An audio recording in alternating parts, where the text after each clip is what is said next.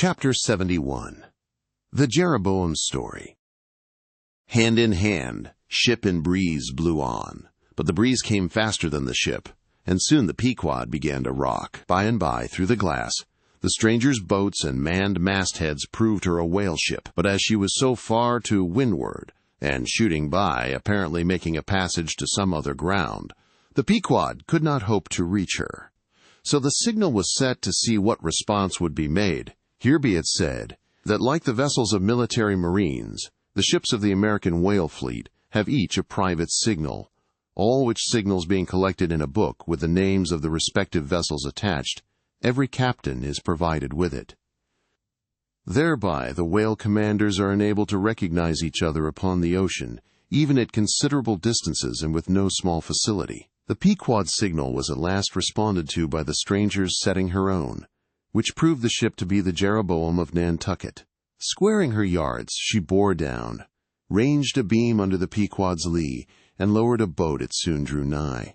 But, as the side ladder was being rigged by Starbuck's order to accommodate the visiting captain, the stranger in question waved his hand from his boat's stern in token of that proceeding being entirely unnecessary. It turned out that the Jeroboam had a malignant epidemic on board, and that Mayhew, her captain, was fearful of infecting the Pequod's company. For, though himself and boat's crew remained untainted, and though his ship was half a rifle shot off, and an incorruptible sea and air rolling and flowing between, yet conscientiously adhering to the timid quarantine of the land, he peremptorily refused to come into direct contact with the Pequod. But this did by no means prevent all communications. Preserving an interval of some few yards between itself and the ship, the Jeroboam's boat, by the occasional use of its oars, contrived to keep parallel to the Pequod, as she heavily forged through the sea, for by this time it blew very fresh, with her main topsail aback. Though, indeed, at times by the sudden onset of a large rolling wave, the boat would be pushed some way ahead, but would be soon skillfully brought to her proper bearings again.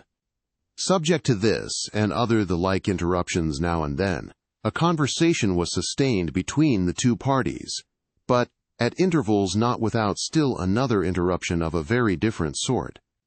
Pulling an oar in the Jeroboam's boat was a man of a singular appearance, even in that wild whaling life where individual notabilities make up all totalities. He was a small, short, youngish man, sprinkled all over his face with freckles, and wearing redundant yellow hair. A long-skirted, cabalistically cut coat of a faded walnut tinge enveloped him, the overlapping sleeves of which were rolled up on his wrists. A deep, settled, fanatic delirium was in his eyes. So soon as this figure had been first descried, Stubb had exclaimed, "That's he! That's he! The long-togged scaramouche the Town Hose Company told us of."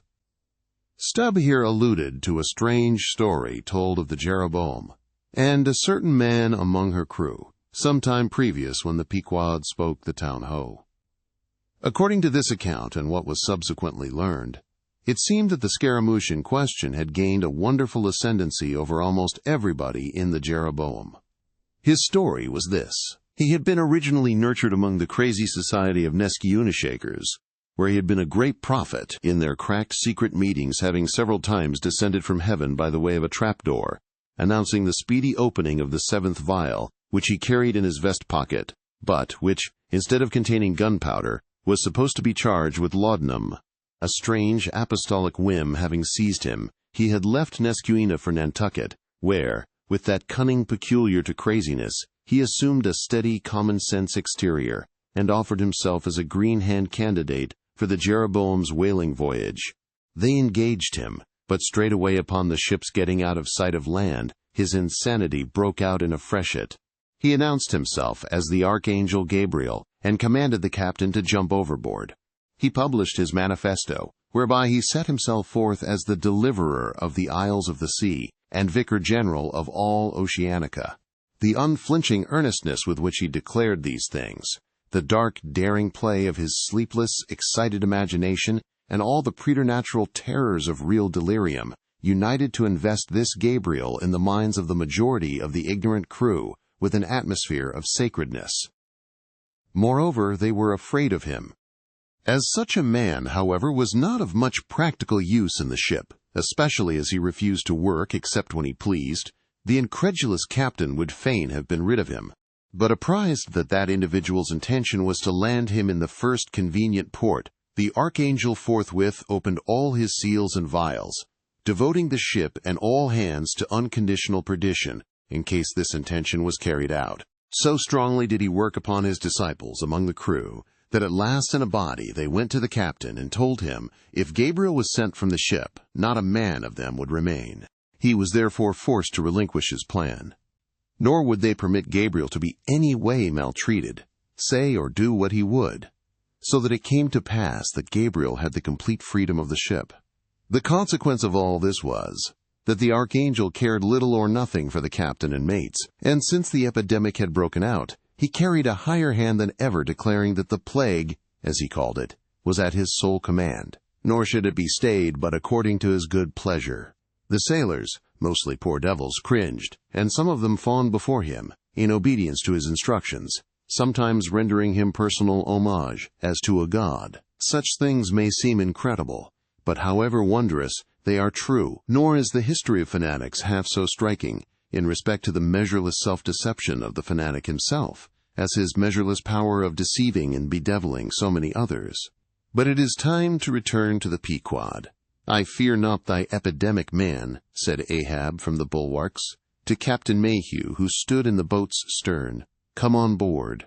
But now Gabriel started to his feet. Think of the fevers, yellow and bilious. Beware of the horrible plague." "Gabriel! Gabriel!" cried Captain Mayhew. "Thou must either."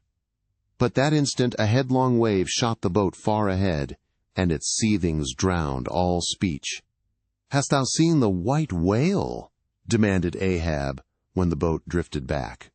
Think of thy whaleboat, stoven and sunk. Beware of the horrible tale." "I tell thee again, Gabriel, that—" But again the boat tore ahead, as if dragged by fiends.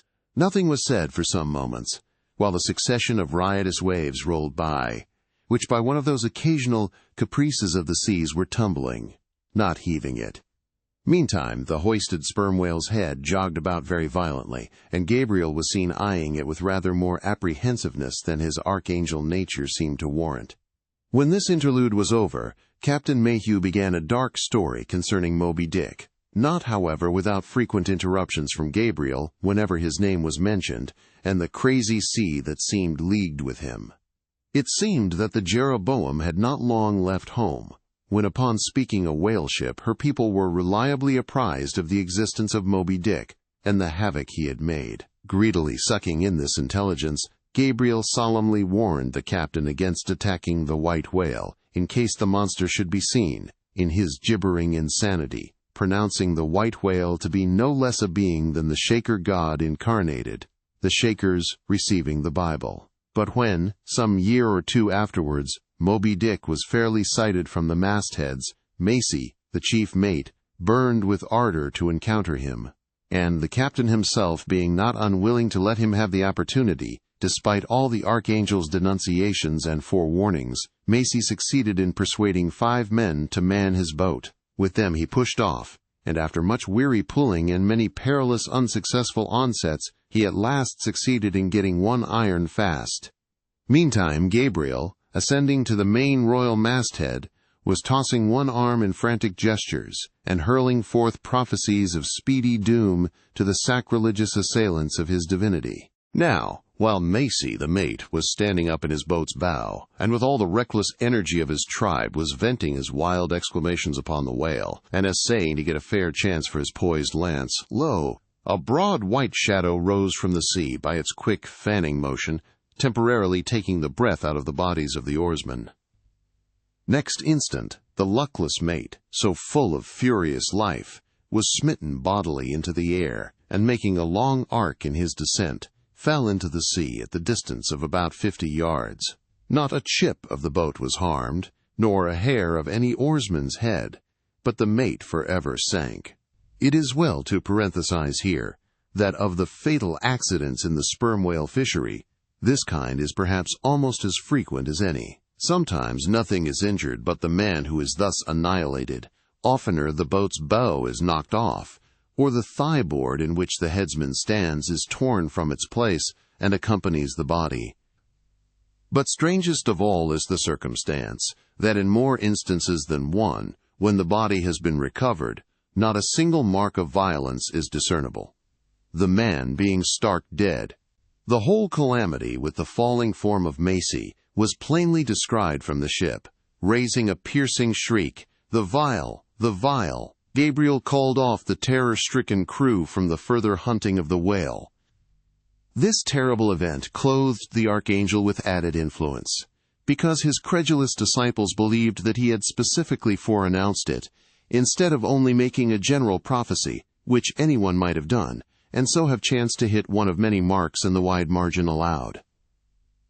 He became a nameless terror to the ship. Mayhew having concluded his narration, Ahab put such questions to him that the stranger captain could not forbear inquiring whether he intended to hunt the white whale if opportunity should offer, to which Ahab answered, "Aye." Straightway then, Gabriel once more started to his feet, glaring upon the old man, and vehemently exclaimed with downward-pointed finger, think of the blasphemer, dead, and down there.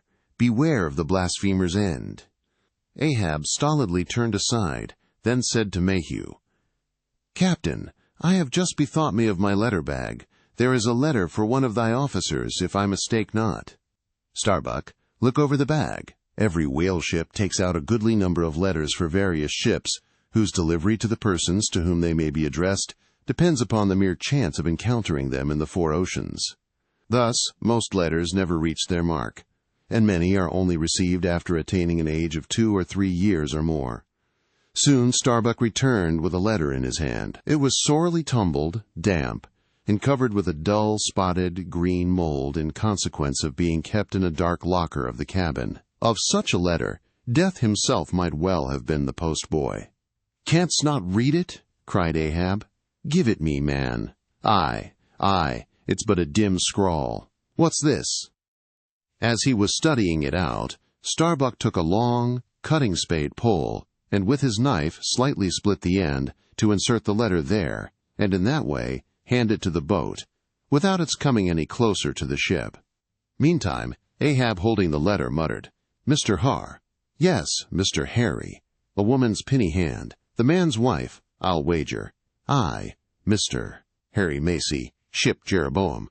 "Why, it's Macy, and he's dead." Poor fellow, and from his wife," sighed Mayhew. "But let me have it." "Nay, keep it thyself," cried Gabriel to Ahab. "Thou art soon going that way." "Curses throttle thee," yelled Ahab. "Captain Mayhew, stand by now to receive it." And taking the fatal missive from Starbuck's hands, he caught it in the slit of the pole and reached it over towards the boat. But as he did so, the oarsman expectantly desisted from rowing.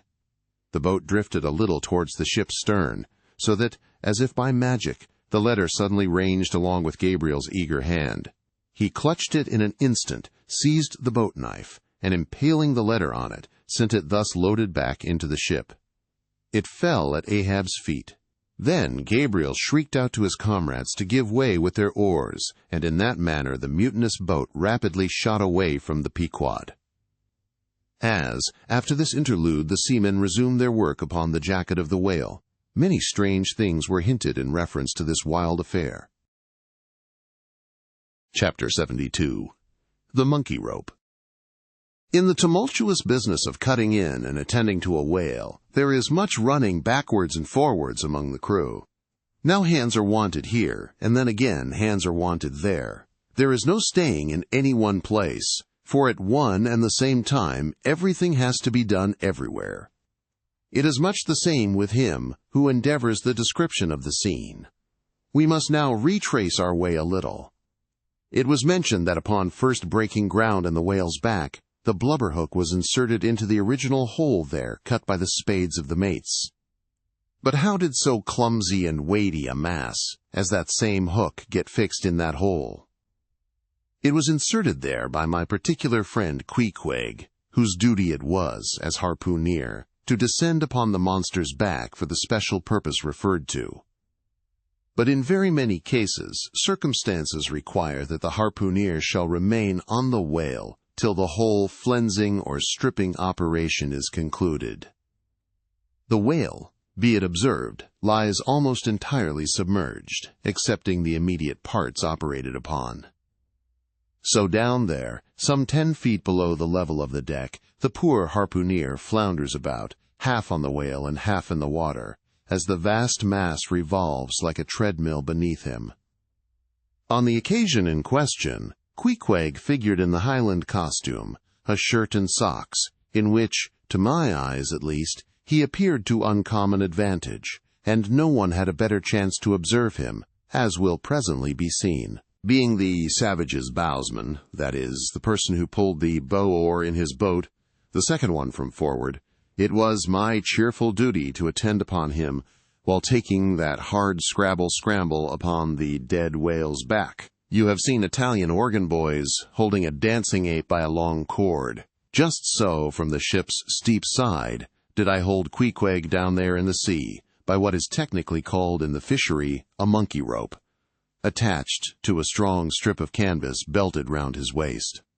It was a humorously perilous business for both of us, for, before we proceed further, it must be said that the monkey rope was fast at both ends, fast to Queequeg's broad canvas belt, and fast to my narrow leather one, so that for better or for worse, we two, for the time, were wedded, and should poor Queequeg sink to rise no more, then both usage and honor demanded that instead of cutting the cord, it should drag me down in his wake. So, then, an elongated Siamese ligature united us. Queequeg was my own inseparable twin brother, nor could I any way get rid of the dangerous liabilities which the hempen bond entailed. So strongly and metaphysically did I conceive of my situation then, that while earnestly watching his motions, I seemed distinctly to perceive that my own individuality was now merged in a joint stock company of two, that my free will had received a mortal wound, and that another's mistake or misfortune might plunge innocent me into unmerited disaster and death. Therefore I saw that here was a sort of interregnum in Providence, for its even-handed equity never could have so gross an injustice. And yet still further pondering, while I jerked him now and then from between the whale and ship, which would threaten to jam him, still further pondering, I say, I saw that this situation of mine was the precise situation of every mortal that breathes. Only, in most cases, he, one way or other, has this Siamese connection with a plurality of other mortals. If your banker breaks, you snap. If your apothecary by mistake sends you poison in your pills, you die. True, you may say that, by exceeding caution, you may possibly escape these and the multitudinous other evil chances of life. But handle Queequeg's monkey rope heedfully as I would, sometimes he jerked it so, that I came very near sliding overboard. Nor could I possibly forget that, do what I would, I only had the management of one end of it. The monkey rope is found in all whalers, but it was only in the Pequod that the monkey and his holder were ever tied together. This improvement upon the original usage was introduced by no less a man than Stubb, in order to afford the imperiled harpooner the strongest possible guarantee for the faithfulness and vigilance of his monkey rope holder. I have hinted that I would often jerk poor Queequeg from between the whale and the ship, where he would occasionally fall, from the incessant rolling and swaying of both. But this was not the only jamming jeopardy he was exposed to. Unappalled by the massacre made upon them during the night, the sharks now freshly and more keenly allured by the before-pent blood, which began to flow from the carcass, the rabid creatures swarmed round it like bees in a beehive. And right in among those sharks was Queequeg, who often pushed them aside with his floundering feet, a thing altogether incredible were it not that attracted by such prey as a dead whale, the otherwise miscellaneously carnivorous shark will seldom touch a man. Nevertheless, it may well be believed that since they have such a ravenous finger in the pie, it is deemed but wise to look sharp to them. Accordingly, besides the monkey rope, with which I now and then jerked the poor fellow from too close a vicinity to the maw of what seemed a peculiarly ferocious shark, he was provided with still another protection. Suspended over the side in one of the stages, Tashtego and Dagu continually flourished over his head a couple of keen whale spades, wherewith they slaughtered as many sharks as they could reach. This procedure of theirs, to be sure, was very disinterested and benevolent of them. They meant Queequeg's best happiness, I admit, but in their hasty zeal to befriend him, and from the circumstance that both he and the sharks were at times half hidden by the blood-muddled water, those indiscreet spades of theirs would come nearer amputating a leg than a tail. But poor Queequeg, I suppose, straining and gasping there with that great iron hook, poor Queequeg, I suppose, only prayed to his Yojo, and gave up his life into the hands of his gods. Well, well, my dear comrade and twin brother, thought I, as I drew in and then slacked off the rope to every swell of the sea, what matters it after all? Are you not the precious image of each and all of us men in this wailing world? That unsounded ocean you gasp in is life. Those sharks, your foes, those spades, your friends. And what between sharks and spades you are in a sad pickle and peril, poor lad. But courage! There is good cheer in store for you, Queequeg, for now, as with blue lips and bloodshot eyes, the exhausted savage at last climbs up the chains, and stands all dripping and involuntarily trembling over the side. The steward advances, and with a benevolent, consolatory glance hands him. What? Some hot cognac? No! Hands him, ye gods! Hands him a cup of tepid ginger and water. Ginger? Do I smell ginger? Suspiciously asked Stubb, coming near. Yes, this must be ginger, peering into the as yet untasted cup. Then, standing as if incredulous for a while, he calmly walked towards the astonished steward, slowly saying, Ginger? Ginger? And will you have the goodness to tell me, Mr. Doughboy, where lies the virtue of ginger? Ginger. Is ginger the sort of fuel you use, Doughboy, to kindle a fire in this shivering cannibal? Ginger. What the devil is ginger? Sea coal. Firewood, lucifer matches, tinder, gunpowder. What the devil is ginger, I say, that you offer this cup to our poor Queequeg here? There is some sneaking temperance society movement about this business, he suddenly added, now approaching Starbuck, who had just come from forward. Will you look at that cannikin, sir? Smell of it, if you please. Then, watching the mate's countenance, he added, The steward, Mr. Starbuck, had the face to offer that calomel and jalap to Queequeg, there, this instant, off the whale. Is the steward an apothecary, sir? And may I ask whether this is the sort of bitters by which he blows back the life into a half-drowned man? I trust not, said Starbuck. It is poor stuff enough. Aye, aye, steward, cried Stubb. We'll teach you to drug a harpooneer. None of your apothecary's medicine here. You want to poison us, do ye? You have got out insurances on our lives and want to murder us all, and pocket the proceeds, do ye? It was not me, cried Doughboy. It was Aunt Charity that brought the ginger on board, and bade me never give the harpooneers any spirits, but only this ginger jub. So she called it. Ginger jub, you gingerly rascal. Take that, and run along with ye to the lockers, and get something better. I hope I do no wrong, Mr. Starbuck. It is the captain's orders, grog for the harpooneer on a whale. Enough, replied Starbuck. Only don't hit him again, but— Oh, I never hurt when I hit, except when I hit a whale or something of that sort. And this fellow's a weasel. What were you about saying, sir? Only this. Go down with him, and get what thou wantest thyself. When Stubb reappeared, he came with a dark flask in one hand, and a sort of tea-caddy in the other. The first contained strong spirits, and was handed to Queequeg. The second was Aunt Charity's gift, and that was freely given to the waves. Chapter 73. Stubb and Flask kill a right whale, and then have a talk over him. It must be borne in mind that all this time we have a sperm whale's prodigious head hanging to the Pequod's side, but we must let it continue hanging there a while till we can get a chance to attend to it. For the present other matters press, and the best we can do now for the head is to pray heaven the tackles may hold. Now, during the past night and forenoon, the Pequod had gradually drifted into a sea, which, by its occasional patches of yellow brit, gave unusual tokens of the vicinity of right whales, a species of the leviathan that but few supposed to be at this particular time lurking anywhere near. And though all hands commonly disdained the capture of those inferior creatures, and though the Pequod was not commissioned to cruise for them at all, and though she had passed numbers of them near the Crozettes without lowering a boat, yet now that a sperm whale had been brought alongside and beheaded, to the surprise of all, the announcement was made that a right whale should be captured that day, if opportunity offered. Nor was this long wanting. Tall spouts were seen to leeward, and 2 boats, Stubbs and Flasks, were detached in pursuit. Pulling further and further away, they at last became almost invisible to the men at the masthead. But suddenly in the distance they saw a great heap of tumultuous white water, and soon after news came from aloft that one or both the boats must be fast.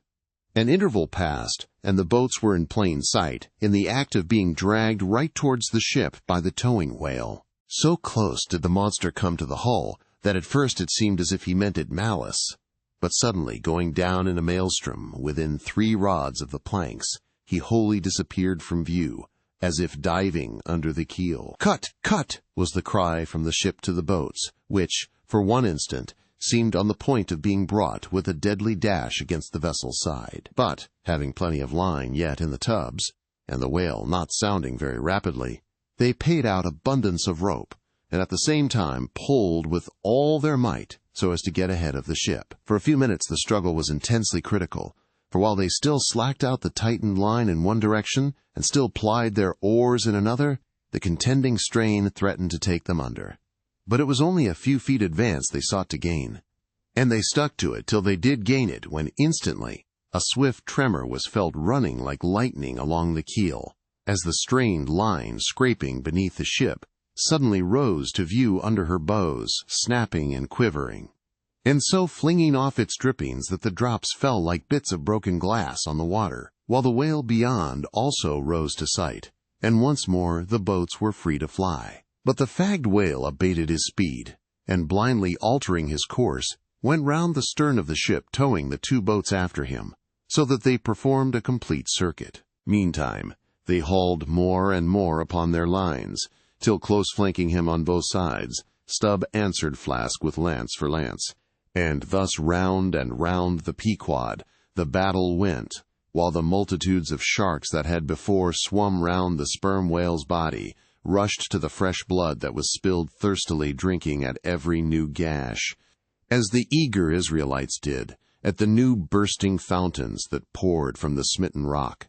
At last his spout grew thick, and with a frightful roll and vomit, he turned upon his back, a corpse, while the 2 headsmen were engaged in making fast cords to his flukes, and in other ways getting the mass in readiness for towing. Some conversation ensued between them. "I wonder what the old man wants with this lump of foul lard," said Stubb, not without some disgust at the thought of having to do with so ignoble a leviathan. "Wants with it?" said Flask, coiling some spare line in the boat's bow. "Did you never hear that the ship which but once has a sperm whale's head hoisted on her starboard side, and at the same time a right whale's on the larboard? Did you never hear, Stubb, that that ship can never afterwards capsize?" "Why not?" "I don't know, but I heard that Gamboge ghost of a Fadalla saying so, and he seems to know all about ships, charms. But I sometimes think he'll charm the ship to no good at last." "I don't half like that chap, Stubb. Did you ever notice how that tusk of his is a sort of carved into a snake's head, Stubb?" "Sink him!" "I never look at him at all. But if ever I get a chance of a dark night, and he's standing hard by the bulwarks, and no one by, look down there, Flask," pointing into the sea with a peculiar motion of both hands. "Aye, will I? Flask, I take that Fadalla to be the devil in disguise. Do you believe that cock and bull story about his having been stowed away on board ship? He's the devil, I say. The reason why you don't see his tail is because he tucks it up out of sight. He carries it coiled away in his pocket, I guess. Blast him! Now that I think of it, he's always wanting oakum to stuff into the toes of his boots. He sleeps in his boots, don't he? He hasn't got any hammock, but I've seen him lay of nights in a coil of rigging. No doubt, and it's because of his cursed tail. He coils it down, do you see, in the eye of the rigging. What's the old man have so much to do with him for? Striking up a swap or a bargain, I suppose. Bargain? About what? Why, do ye see, the old man is hard bent after that white whale, and the devil there is trying to come round him, and get him to swap away his silver watch or his soul or something of that sort, and then he'll surrender Moby Dick. Pooh! Stubb, you are skylarking! How can Fedallah do that? I don't know, Flask, but the devil is a curious chap, and a wicked one, I tell ye. Why, they say as how he went a-sauntering into the old flagship once, switching his tail about devilish easy and gentlemanlike, and inquiring if the old governor was at home. Well, he was at home, and asked the devil what he wanted. The devil, switching his hoofs, up and says, I want John. What for? Says the old governor.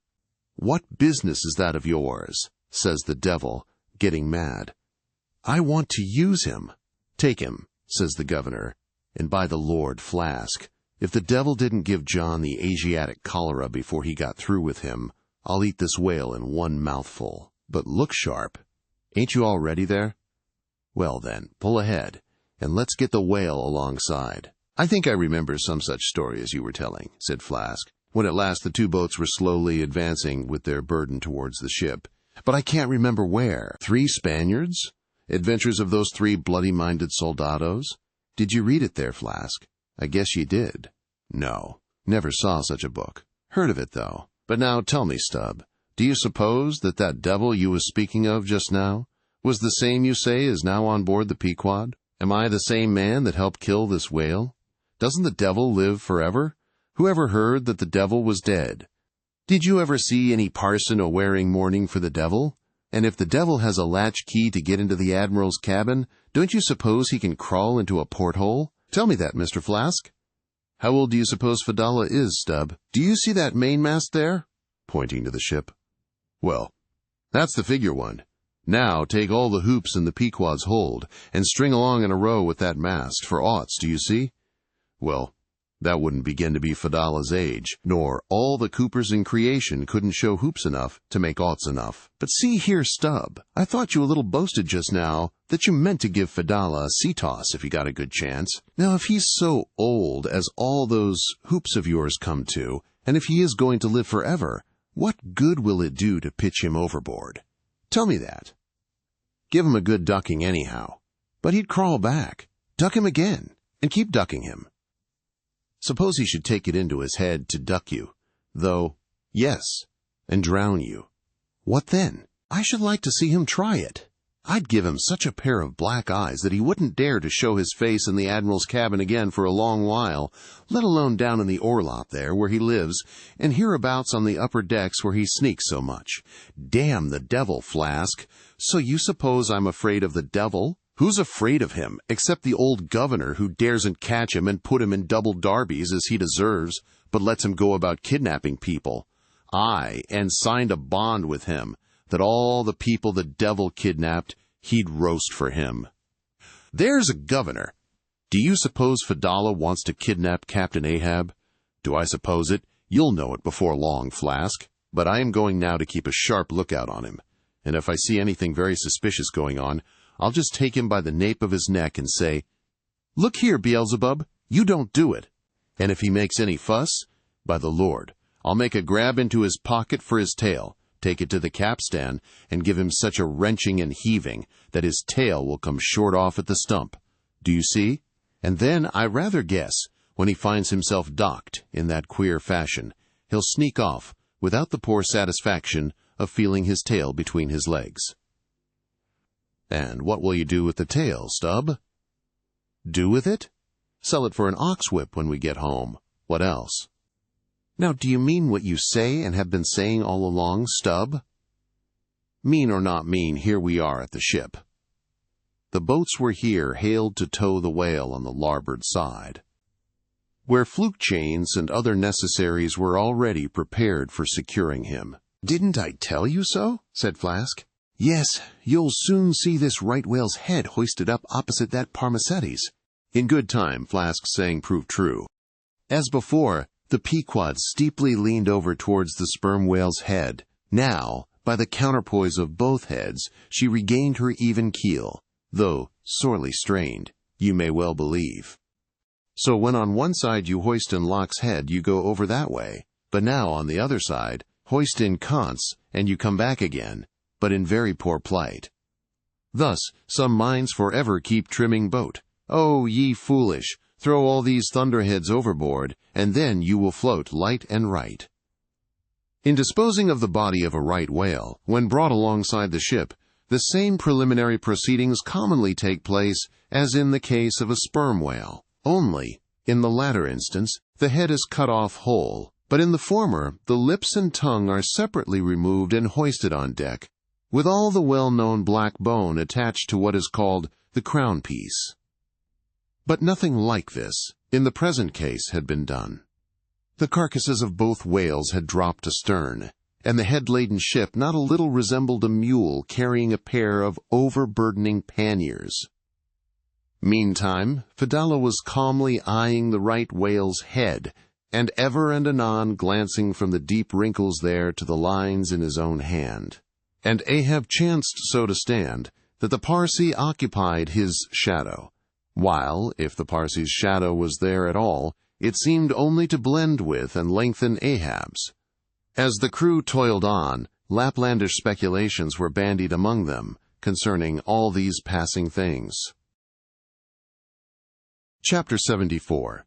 The Sperm Whale's Head, Contrasted View. Here, now, are two great whales laying their heads together. Let us join them, and lay together our own. Of the grand order of folio leviathans, the sperm whale and the right whale are by far the most noteworthy. They are the only whales regularly hunted by man. To the Nantucketer, they present the two extremes of all the known varieties of the whale. As the external difference between them is mainly observable in their heads, and as a head of each is this moment hanging from the Pequod side. And as we may freely go from one to the other, by merely stepping across the deck, where, I should like to know, will you obtain a better chance to study practical cetology than here? In the first place, you are struck by the general contrast between these heads. Both are massive enough in all conscience, but there is a certain mathematical symmetry in the sperm whales, which the right whale sadly lacks. There is more character in the sperm whale's head.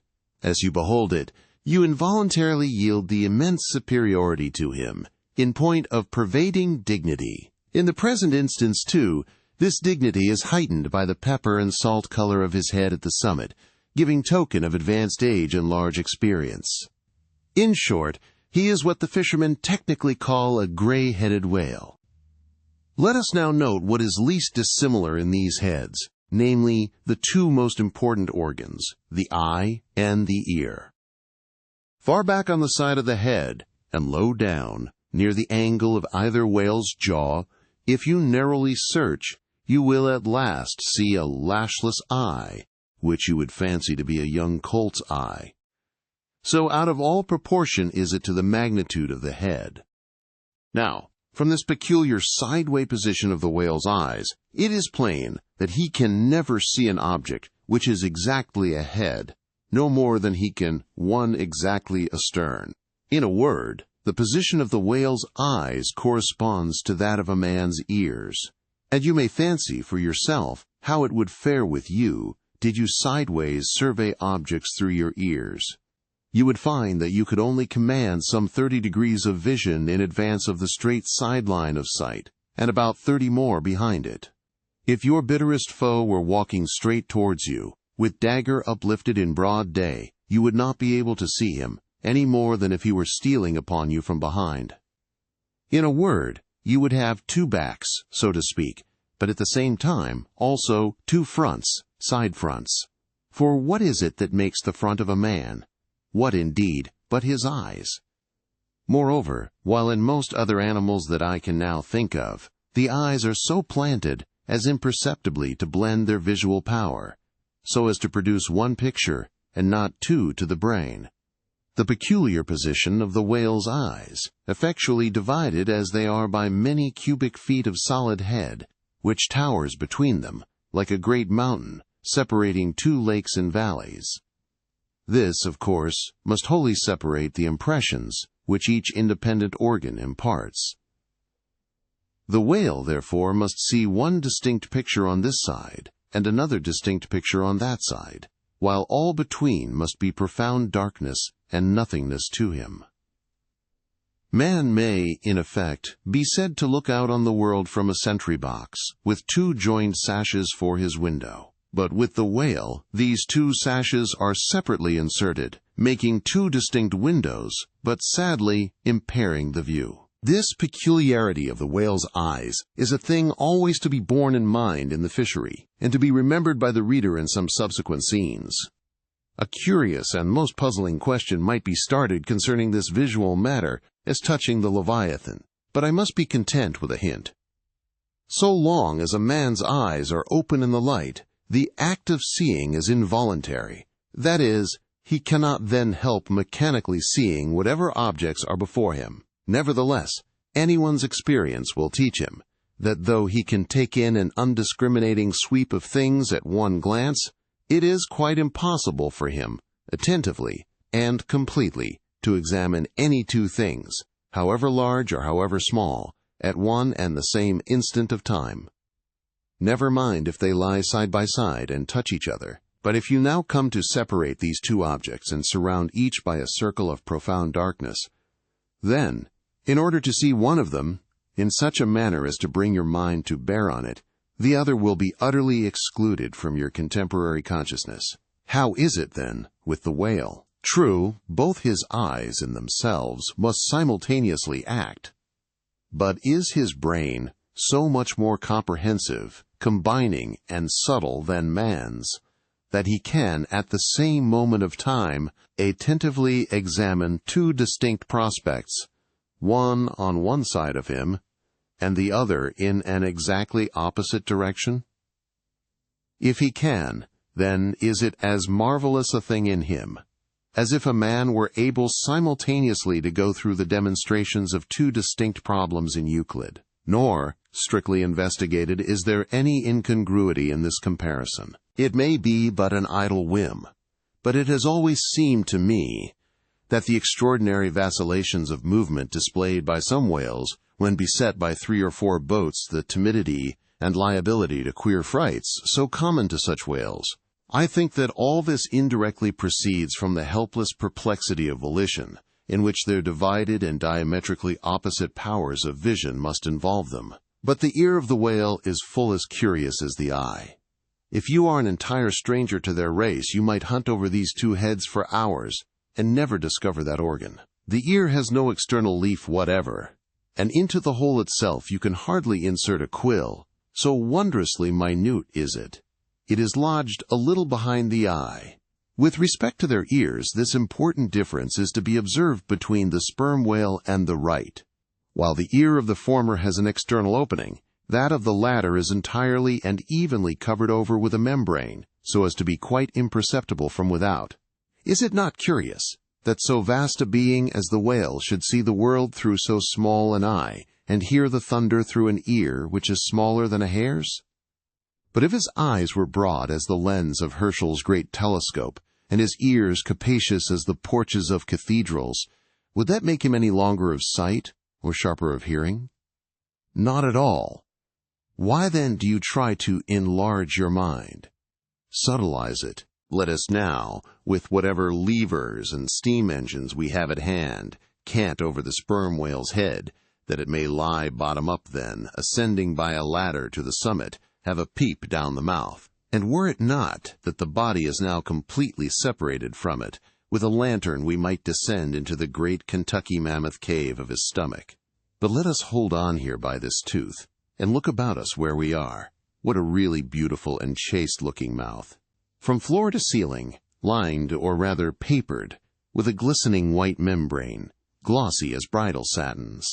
But come out now, and look at this portentous lower jaw, which seems like the long, narrow lid of an immense snuff-box, with the hinge at one end, instead of one side. If you pry it up so as to get it overhead and expose its rows of teeth, it seems a terrific portcullis, and such, alas, it proves to many a poor wight in the fishery, upon whom these spikes fall with impaling force. But far more terrible is it to behold, when fathoms down in the sea you see some sulky whale, floating there suspended, with his prodigious jaw, some 15 feet long, hanging straight down at right angles with his body, for all the world like a ship's jib-boom. This whale is not dead.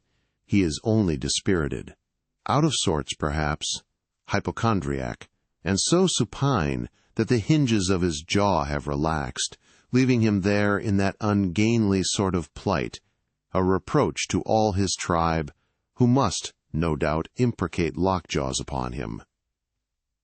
In most cases, this lower jaw, being easily unhinged by a practiced artist, is disengaged and hoisted on deck for the purpose of extracting the ivory teeth, and furnishing a supply of that hard white whalebone with which the fishermen fashion all sorts of curious articles, including canes, umbrella stocks, and handles to riding whips. With a long, weary hoist, the jaw is dragged on board, as if it were an anchor, and when the proper time comes, some few days after the other work, Queequeg, Daggoo, and Tashtego, being all accomplished dentists, are set to drawing teeth. With a keen cutting spade, Queequeg lances the gums. Then the jaw is lashed down to ring bolts, and a tackle being rigged from aloft, they drag out these teeth, as Michigan oxen drag stumps of old oaks out of wild woodlands. There are generally 42 teeth in all, in old whales, much worn down but undecayed, nor filled after our artificial fashion. The jaw is afterward sewn into slabs, and piled away like joists for building houses. Chapter 75. The Right Whale's Head, Contrasted View. Crossing the deck, let us now have a good long look at the right whale's head. As in general shape, the noble sperm whale's head may be compared to a Roman war chariot, especially in front where it is so broadly rounded. So, at a broad view, the right whale's head bears a rather inelegant resemblance to a gigantic galliot-toed shoe. 200 years ago, an old Dutch voyager likened its shape to that of a shoemaker's last. And in this same last or shoe, that old woman of the nursery tale, with the swarming brood, might very comfortably be lodged, she and all her progeny. But as you come nearer to this great head, it begins to assume different aspects, according to your point of view. If you stand on its summit and look at these two F-shaped spout holes, you would take the whole head for an enormous bass viol, and these spiracles, the apertures in its sounding board.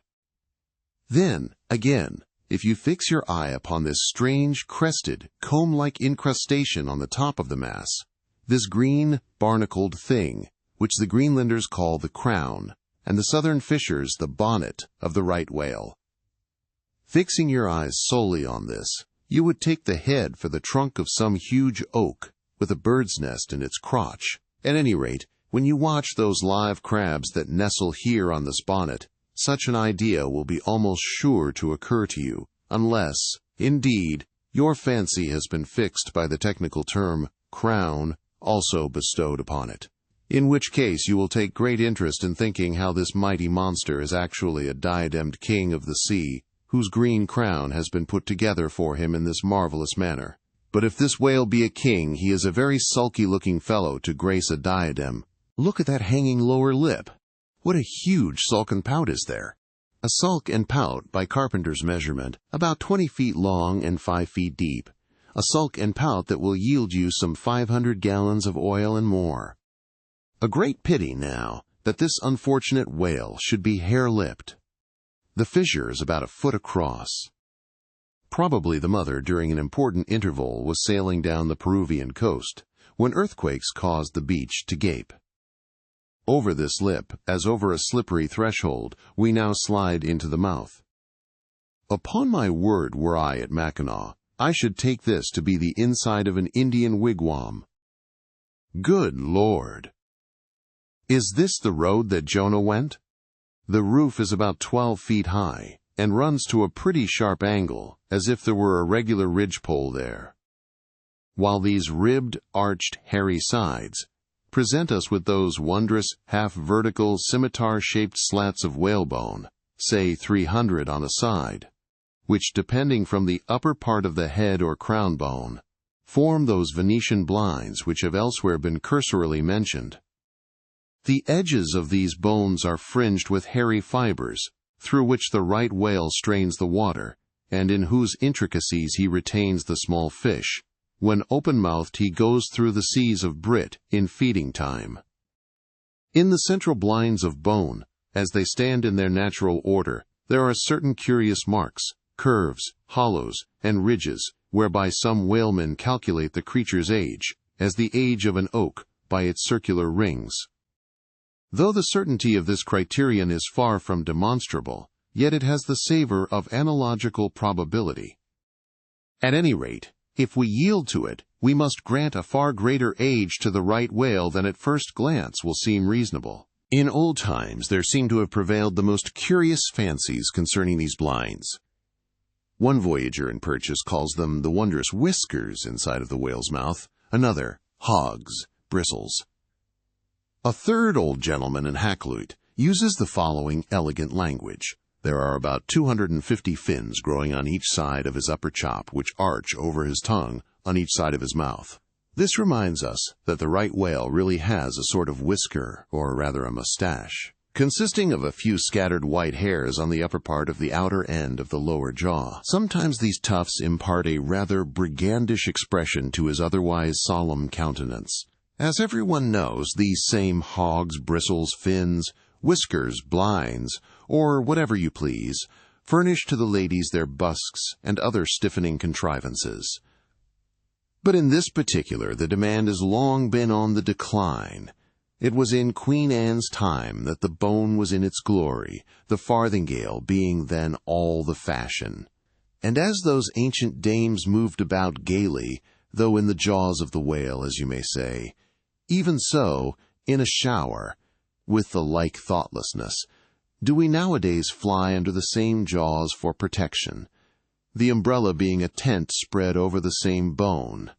But now forget all about blinds and whiskers for a moment, and, standing in the right whale's mouth, look around you afresh. Seeing all these colonnades of bones so methodically ranged about, would you not think you were inside of the great Harlem organ, and gazing upon its 1,000 pipes? For a carpet to the organ we have a rug of the softest turkey, the tongue, which is glued, as it were, to the floor of the mouth. It is very fat and tender, and apt to tear in pieces in hoisting it on deck. This particular tongue now before us, at a passing glance I should say it was a 6-barreler. That is, it will yield you about that amount of oil. Ere this, you must have plainly seen the truth of what I started with, that the sperm whale and the right whale have almost entirely different heads. To sum up, then, in the right whales there is no great well of sperm, no ivory teeth at all, no long, slender mandible of a lower jaw like the sperm whales. Nor in the sperm whale are there any of those blinds of bone, no huge lower lip, and scarcely anything of a tongue. Again, the right whale has 2 external spout holes, the sperm whale only 1. Look your last now on these venerable hooded heads, while they yet lie together, for one will soon sink, unrecorded, in the sea. The other will not be very long in following. Can you catch the expression of the sperm whales there? It is the same he died with, only some of the longer wrinkles in the forehead seem now faded away. I think his broad brow to be full of a prairie-like placidity, born of a speculative indifference as to death.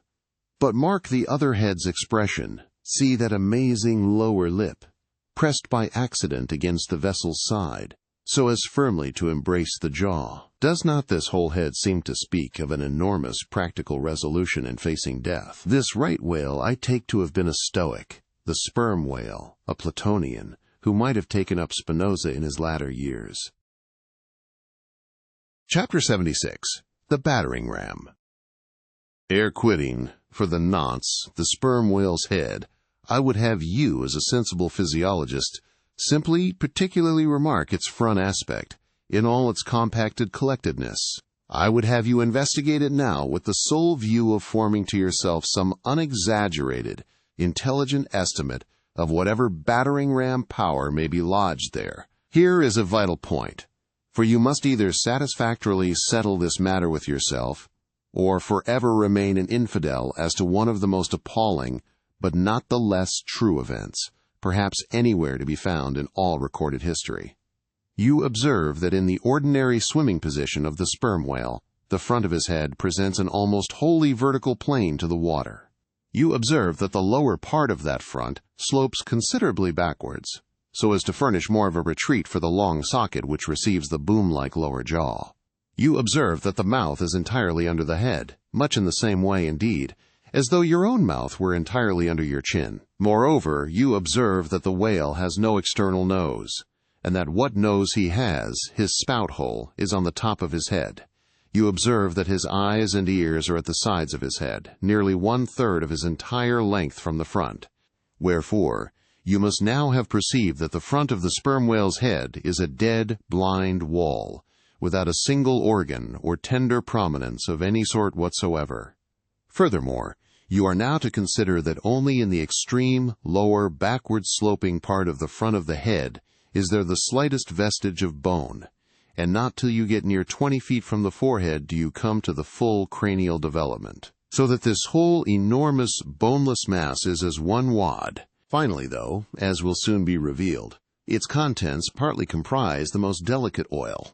Yet you are now to be apprised of the nature of the substance which so impregnably invests all that apparent effeminacy. In some previous place I have described to you how the blubber wraps the body of the whale, as the rind wraps an orange. Just so with the head, but with this difference.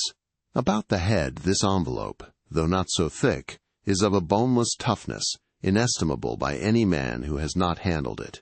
The severest pointed harpoon, the sharpest lance, darted by the strongest human arm, impotently rebounds from it. It is as though the forehead of the sperm whale were paved with horses' hoofs. I do not think that any sensation lurks in it. Bethink yourself also of another thing.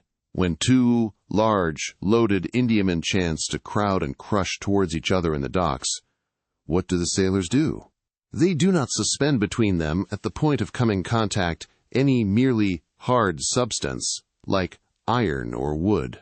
No, they hold there a large round wad of tow and cork, enveloped in the thickest and toughest of oxhide. That bravely and uninjured takes the jam, which would have snapped all their oaken handspikes and iron crowbars. By itself, this sufficiently illustrates the obvious fact I drive at. But supplementary to this, it has hypothetically occurred to me that as ordinary fish possess what is called a swimming bladder in them, capable at will of distension or contraction, and as the sperm whale, as far as I know, has no such provision in him. Considering, too, the otherwise inexplicable manner in which he now depresses his head altogether beneath the surface, and anon swims with it high elevated out of the water, considering the unobstructed elasticity of its envelope, considering the unique interior of his head, it has hypothetically occurred to me, I say, that those mystical lung-celled honeycombs there may possibly have some hitherto unknown and unsuspected connection with the outer air, so as to be susceptible to atmospheric distension and contraction. If this be so, fancy the irresistibleness of that might, to which the most impalpable and destructive of all elements contributes. Now mark. Unerringly impelling this dead, impregnable, uninjurable wall, and this most buoyant thing within, there swims behind it all a mass of tremendous life, only to be adequately estimated as piled wood is by the cord, and all obedient to one volition as the smallest insect. So that when I shall hereafter detail to you all the specialities and concentrations of potency everywhere lurking in this expansive monster, when I shall show you some of his more inconsiderable braining feats, I trust you will have renounced all ignorant incredulity, and be ready to abide by this, that though the sperm whale stove a passage through the Isthmus of Darien, and mixed the Atlantic with the Pacific, you would not elevate one hair of your eyebrow. For, unless you own the whale, You are but a provincial and sentimentalist in truth. But clear truth is a thing for salamander giants only to encounter. How small the chances for the provincials, then? What befell the weakling youth lifting the dread goddess's veil at Laius?